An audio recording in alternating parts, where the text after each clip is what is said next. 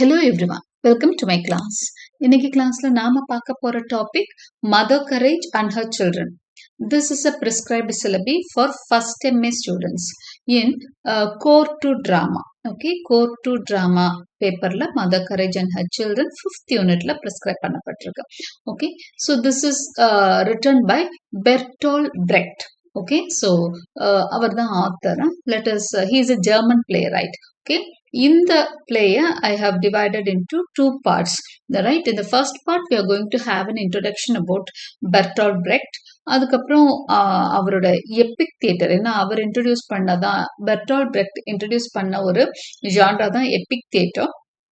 So அதை பற்றி தெரிஞ்சுக்க போகிறோம். ஏன்னா இந்த play this falls into epic theatre type. Okay, அதுக்கப்புறம் we are going to have an understanding about the play and the characters.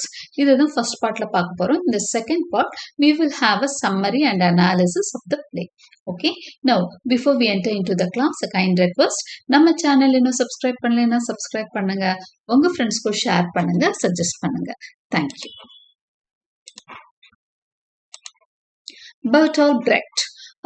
He was born in 1898 and he died in 1956. Okay, he was a German playwright. So அவர் வந்து ஜெர்மனியை சேர்ந்தவர். He is a poet, theatre director, poet-ஆவும் இருக்கிறாரு, theatre director-ஆ இருந்திருக்கிறாரு. Best known for his influential role in modern theatre. Modern theatre-ல, அதாவது modern technology, new type of dramas-ல நிறைய inventions அவர் கொடுத்திருக்காரு. He developed a style called epic theatre. So epic theatre அப்படின்னாலே பெர்டால்ட் பிரெக்டோட name தான் நமக்கு ஞாபகம் வரணும். ஓகே, இது எப்பவுமே உங்களுக்கு ஃபியூச்சர்ல இது when you are about to write any competitive exams இது ரொம்ப ஹெல்ப்ஃபுல்லா இருக்கும். எபிக் தியேட்டர் இந்த ஜான்ராவை டெவலப் பண்ணவர் பெர்டால்ட் பிரெக்ட். Okay, he aimed to make audiences think critically rather than get lost in emotional stories. So இந்த எபிக் தியேட்டர்னா என்னன்னா, we will discuss it later. கொஞ்சம் டீடைலாவும் கொடுத்துருக்கேன். I have briefly given the important points of the epic theatre. Actually, இதோட one line concept அப்படின்னு சொன்னா, it aims to make audiences think critically rather than get lost in emotional stories. அதாவது உணர்வு பூர்வமா கதையை நகர்த்திட்டு அந்த ஆடியன்ஸை வந்து கதைக்குள்ள இழுக்கிறது அதோட நோக்கமா இருக்காது. Epic theatre does not do that. It doesn't emotionally affect the audiences. Rather, அதுக்கு பதிலா அது என்ன பண்ணுது அப்படின்னா, it makes the audiences think critically. ஏதாவது சோஷியல் இஷ்யூஸ், ஏதாவது ப்ராப்ளம்ஸ் முன் வச்சு இதை வந்து மக்களை வந்து கிரிட்டிக்கலா திங்க் பண்ண வைக்கிறது தான் எபிக் தியேட்டரோட ஒரு முக்கியமான நோக்கம். அவங்க இந்த பிரச்சனைக்கு, ஐயோ இந்த மாதிரி பிரச்சனைகள் நம்ம சொசைட்டில நடக்கிற ஒரு இஷ்யூ தான் எடுத்துப்பாரு. ஸோ அதை எப்படி கொடுத்துருப்பாருன்னா, நம்மளை வந்து அங்க ஒன்ற விட மாட்டாங்க கதையில, பட் இன்ஸ்டட் கிரிட்டிக்கலா நம்மள திங்க் பண்ண வைப்பாங்க. அதுக்கேற்ற மாதிரி இந்த தியேட்டர் செட்டிங்ஸ் இருக்கும். Some of Brecht's most famous works include Mother Courage and Her Children. இது ரொம்பவே ஃபேமஸான ஒரு ஒர்க் தான் Mother Courage and Her Children. Okay, இந்த ஜான்ரால ரொம்ப பேசப்படுற ஒரு பிளே தான் Mother Courage and Her Children. அதுக்கப்புறம் அவரோட மற்ற பிளேஸ்ன்னு பார்த்தீங்கன்னா, The Three Penny Opera, The Good Person of Skezwan, The Life of Galileo. Okay, so these are his other plays, right? அடுத்தது now as I said you, epic theaterனா என்னன்றத பத்தி ஒரு brief study பார்த்துடலாம். Epic theater is a type of theater called created by Bertolt Brecht in early 1900s. So Bertolt Brecht create பண்ணதான், அவரோட invention தான் epic theater. It was done in the early 1900s. அந்த beginningல தான் இந்த epic theater வந்து அவர் find பண்றாரு. He created it during that period. Its goal is to make the audience think deeply about social and political issues. As I said you, அந்த epic theater goal என்னன்னா, audience வந்து critically think பண்ணணும் about social issues and political issues rather than just entertaining them or making them feel emotional. அவங்கள entertain பண்றது அதோட நோக்கமா இருக்காது. சிரிக்க வச்சு அனுப்புறதோ இல்லைன்னா அவங்கள வந்து என்ன பண்ணக்கூடாது, உணர்வு பூர்வமா அழுக வைக்கிறதோ ஃபீல் பண்ண வைக்கிறதோ அதோட நோக்கம் கிடையாது. Instead, its aim was to make them think critically. Okay, so entertaining illa purpose, to make them emotional is not their purpose, rather than make them critically think about issues. Okay, unlike regular theatre, which tries to make the audience connect emotionally with the characters. Epic theater focuses on showing bigger problems in society like war or inequality and encourages the audience to think critically about these issues. So regular theatre மாதிரி இருக்காது epic theatre. இதோட purpose என்ன அப்படின்னா, it tries to make the audience connect emotionally with the characters. Characters இருக்காங்களா, இந்த டிராமால நடிக்கிற அந்த கேரக்டர்ஸோட இமோஷனலா connect ஆகவே மாட்டாங்க. இப்போ நம்ம ஒரு இமோஷனலான ஒரு நல்ல மூவி எடுத்துட்டோம்னா we would get connected with that character. அந்த மாதிரி எல்லாம் எபிக் தியேட்டர் இருக்காங்க. தேர்ட் பர்சன் மாதிரி தான், அவங்க அவங்க தூரத்துல தான் நிற்பாங்க. அவங்களோட நம்ம கனெக்ட் ஆக மாட்டோம். நம்மளுக்கும் அவங்களுக்கும் சம்பந்தம் இல்லைன்றது நம்மளுக்கு புரிய வைப்பாரு அதுல இருக்கிற சில விஷயங்கள் மூலமா. Okay, and Epic theatre focuses on showing bigger problems in society. அப்ப அதோட நோக்கமா என்ன இருக்கு? எபிக் தியேட்டரோட நோக்கமா it focuses on showing bigger problems in society. சொசைட்டில இருக்கக்கூடிய பெரிய ப்ராப்ளம்ஸ் தான் அது வந்து ஃபோக்கஸ் பண்ணும். லைக் வார் ஆர் இன்இக்வாலிட்டி. வார் பத்தி பேசும், சொசைட்டில இருக்க ப்ரிஜுடிசஸ் ஏற்றத்தாழ்வுகள் பத்தி பேசும், இன்இக்வாலிட்டி பத்தி பேசும், and encourages the audience to think it critically about these issues. அப்போ ஆடியன்ஸ் அவங்களையே சிந்திக்க வைக்கிறது தான் இந்த எபிக் தியேட்டரோட நோக்கமா இருக்கு. Now let us see the key elements of epic theater. அப்போ அததான் நம்ம எப்படி வந்து இந்த எஃபெக்ட கொடுக்குறாங்க, அதாவது எபிக் தியேட்டர் எஃபெக்ட். இதுக்கு வந்து அந்த டைரக்டர்ஸ் என்ன பண்றாங்க தியேட்டர்ல, அந்த மாடர்ன் தியேட்டர்லன்றத பார்க்க போறோம். ஏலியனேஷன் எஃபெக்ட், அதாவது ஆடியன்ஸ் என்ன ஃபீல் பண்ணுவாங்கன்னா they are alienated from those characters. அந்த கேரக்டர்ஸ்க்கும் நம்மளுக்கும் சம்பந்தம் இல்லைன்றத அவங்க உணரணும். நம்ம அந்த கேரக்டரோட இமோஷனல் என்ன ஆகக்கூடாது, லாக் ஆகக்கூடாதுங்கிறதுல ரொம்ப கவனமா இருப்பாங்க டைரக்டர்ஸ். ஸோ அதுக்கு என்ன பண்றாங்க, this technique stops the audience from getting too emotionally involved by having actors break character or speaks directly to them, so they focus on the message instead of the story.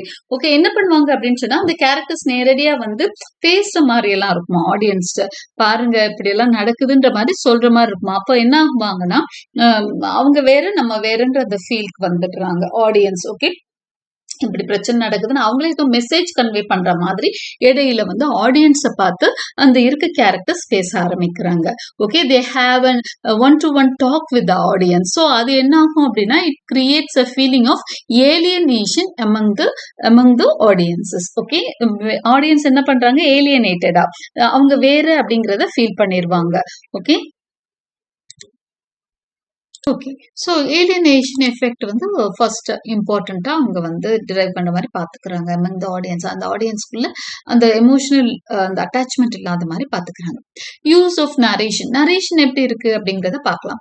Scenes often start with summaries or comments to let the audience know what will happen, helping them focus on why and how things happen rather than the suspense. சஸ்பென்ஸே இருக்காது, அதுல ஆரம்பத்துல கதை சொல்ற மாதிரி எல்லாம் வரும், என்ன நடந்ததுன்னா அப்படிங்கிற மாதிரி டாக்குமெண்ட்ரி ஸ்டைல்ல அவங்க ஆரம்பிக்கிறாங்க. ஓகே, சோ அது மாதிரி என்ன நடக்க போகும் அப்படிங்கிறதுக்கான க்ளூஸ் எல்லாமே கொடுத்துருவாங்க. சோ த ஆடியன்ஸ்க்கு என்ன வராது, சஸ்பென்ஸ், கதையில ஒரு பிடிப்பு அப்படின்லாம் பெருசா எதுவுமே வராது. ஓ இதுதான் நடக்க போகுதுன்னு தெரியும், அது எப்படி காட்டுறாங்கன்னு புரியுது. ஓ இந்த மாதிரி பிரச்சனைகள்லாம் நடக்குது சொசைட்டில, இல்ல வார்னால என்னென்ன இஷ்யூஸ் வருது, சோ இதை வந்து நம்ம எப்படி வந்து அவாய்ட் பண்ணணும் அப்படிதான் யோசிக்க ஆரம்பிப்பாங்க. சோ இதுதான் யூஸ் ஆஃப் நரேஷன். நரேஷன் மூலமா, அந்த தேர்ட் பர்சன் நரேஷன் மூலமா அவங்க என்ன கிரியேட் பண்றாங்க ஆடியன்ஸ்குள்ள அப்படின்னா சஸ்பென்ஸ் இல்ல, கிட்டத்தட்ட சஸ்பென்ஸே இல்லாத மாதிரி பார்த்துப்பாங்க. அந்த மாதிரி ஒரு நரேஷன் தான் செட் பண்றாங்க.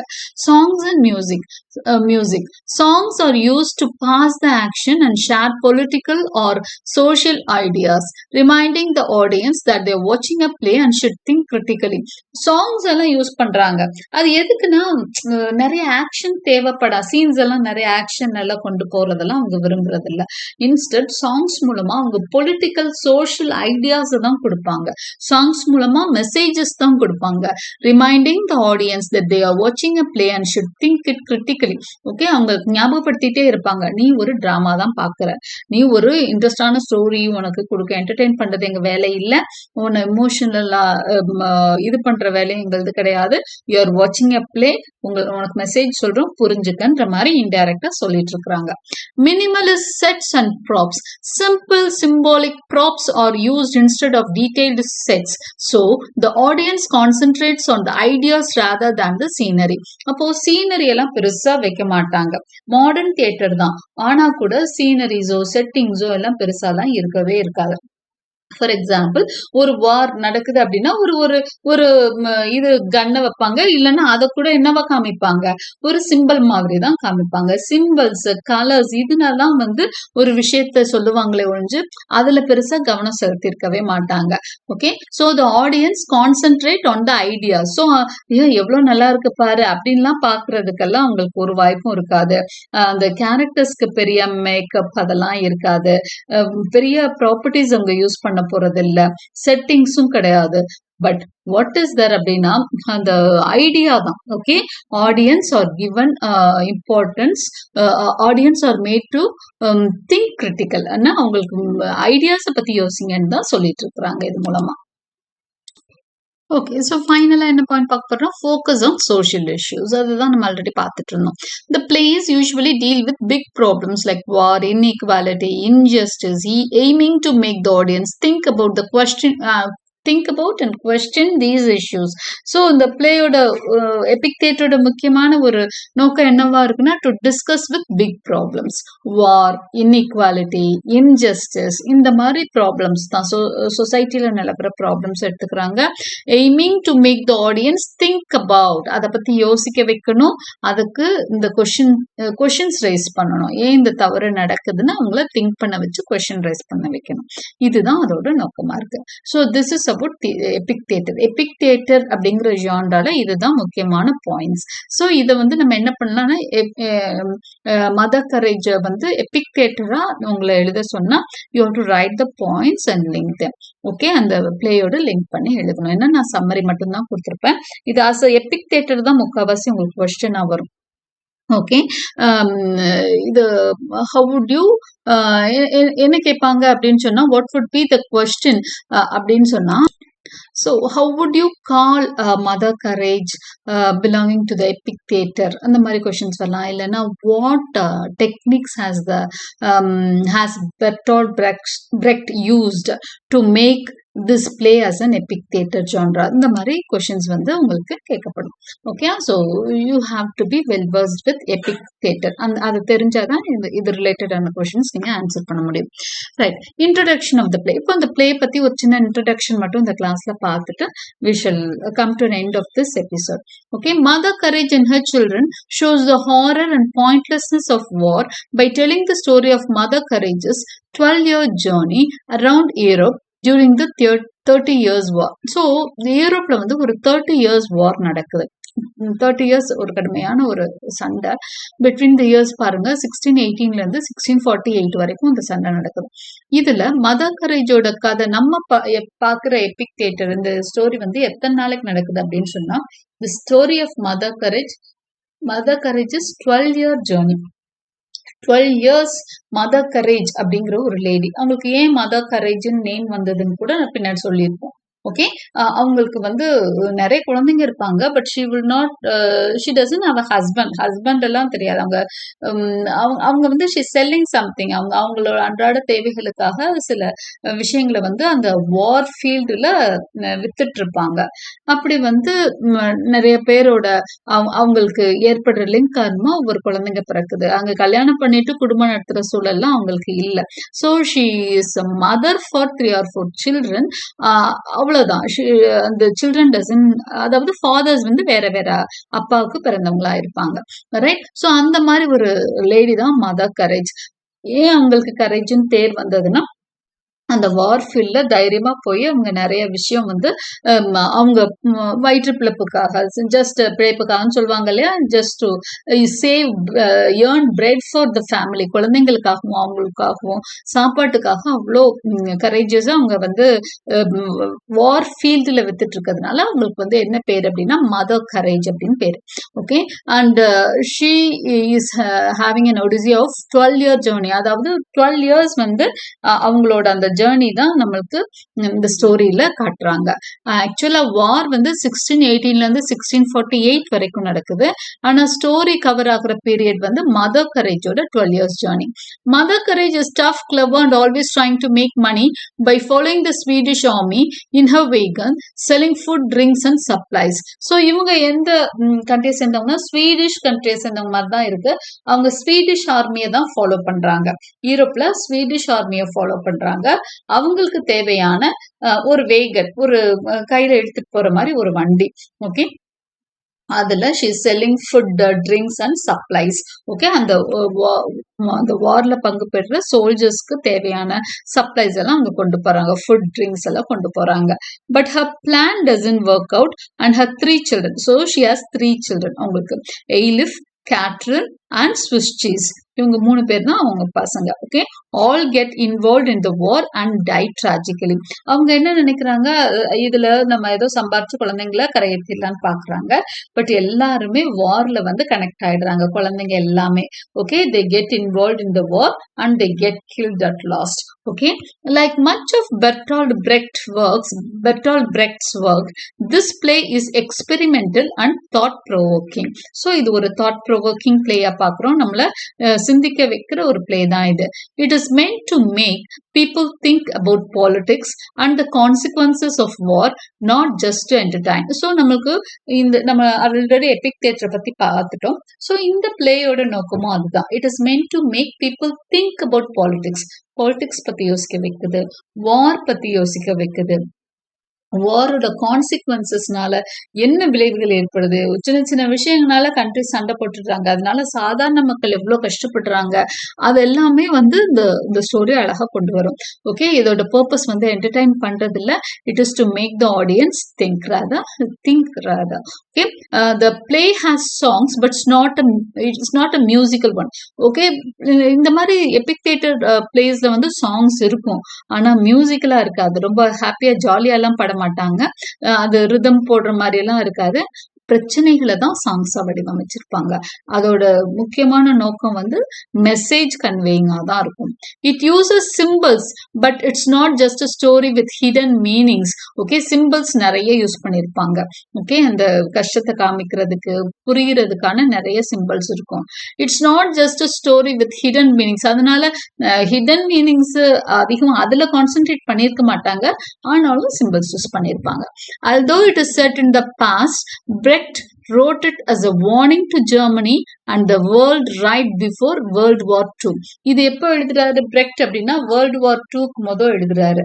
அப்போ அவரோட ஐடியா என்னவா இருக்கு பெர்டோல்ட் பிரெக்ட்டுக்கு அப்படின்னா, இந்த 30 years வார் எப்போ 17th centuryல நடந்த ஒரு வாரை சொல்லி ஒரு வார்னிங் கொடுக்கிறாரு ஜெர்மனிக்கு, அந்த கண்ட்ரி மென்னுக்கு, அந்த லீடர்ஸ்க்கு ஒரு வார்னிங் கொடுக்கிறாரு. வார்னால கான்சிக்வன்சஸ் இப்படிதான் இருக்க போது, நல்ல ரிசல்ட்டே கிடைக்காதுன்றதை தான் சொல்ல வர்றாரு.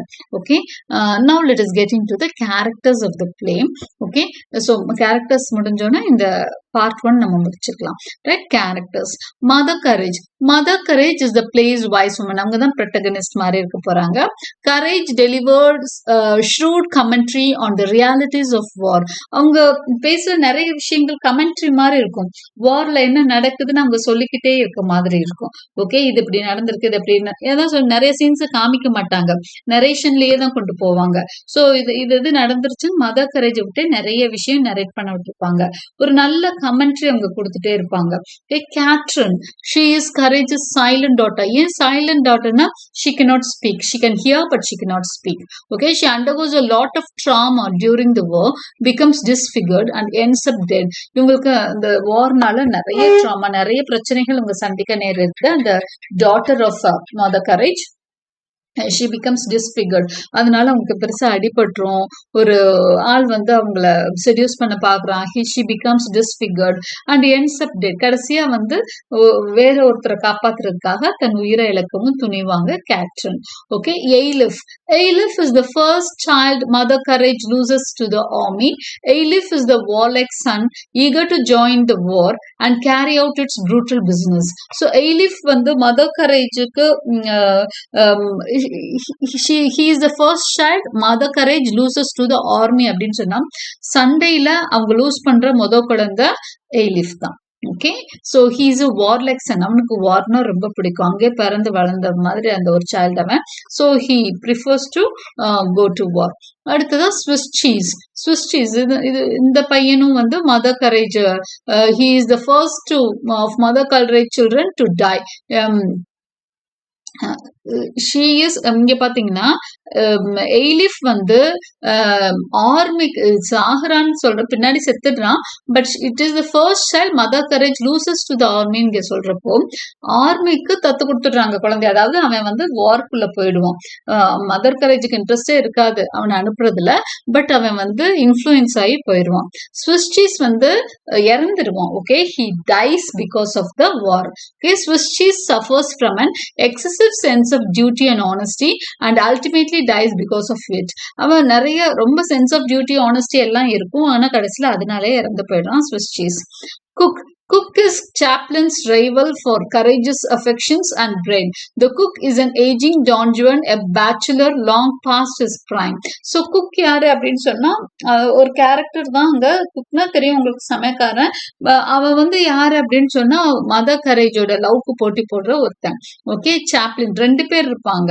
அவங்க already she has given birth to 3 children. இப்போ இவங்க ரெண்டு பேருமே they are fighting for the love of Mother Courage. Mother Courage கல்யாணம் பண்ணிக்கணும்னு உங்க ரெண்டு பேருக்குள்ள போட்டி இருக்கு. குக்னு ஒருத்தர், சாப்ளின். ஓகே, குக்குக்கும் சாப்ளினுக்கும், ரைட்? ஏன்னா ரெண்டு பேருக்கும் வந்து அவங்க ஃபுட் எல்லாம் ப்ரொவைட் பண்ணிட்டு இருக்காங்க. So they have an interest over Mother Courage. Chaplain is one of the 2 characters depend on Mother Courage as they feedback. அவ கூட போனா நமக்கு சாப்பாட்டுக்கு பிரச்சனை இருக்காதுன்னு நினைப்பாங்க ரெண்டு பேரும். அதுதான் மதர் கரேஜ் மேல அவங்களுக்கு இன்ட்ரெஸ்ட் வர காரணம். நிறைய கேரக்டர்ஸ் இருக்காங்க, நிறைய போலீஸ் ஆஃபீஸர்ஸ் வருவாங்க, நிறைய சோல்ஜர்ஸ் எல்லாம் வருவாங்க. ஸோ நம்ம முக்கியமான கேரக்டர்ஸ் மட்டும் தான் படிக்கிறோம். Yvette Pottier initially appearing as a camp prostitute. ஸோ அங்க சோல்ஜர்ஸ்க்கு அந்த பிசிக்கல் நீட்ஸ்க்காக கேம்ப் ப்ராஸ்டிடியூட்னு வர்றாங்க. Yvette Pottier. Yvette is the only character who will make her fortune through the war. இவ ஒருத்தி தான் வார்னால என்ன லாபம் சம்பாதிக்கிற பொண்ணு. வார் நடக்கிறப்போ அவளுக்கு அதனால லாபம் தான் அப்படிங்கிறாங்க. She marrying and inheriting the estate of old lecherous old colonel. கடைசியா வந்து அவங்க என்ன பண்றாங்கன்னா ஒரு வயசான கர்னலை கல்யாணம் பண்ணி நல்லா settle ஆயிடுறாங்கன்றாங்க. A woman ruined by the war, she mourns her lost love yet remains bent on securing her interest. வார்னால நிறைய விஷயங்கள் இழந்தாலும் அதே வார்னால நிறைய விஷயம் கெயின் பண்ண ஒரு கேரக்டரா தான் நம்ம யுவர்டி பாட்டியரை பார்க்கிறோம். So these are the important characters of mother courage and her children. I hope you like my explanation. Like and subscribe my channel for more such videos. Thank you for watching.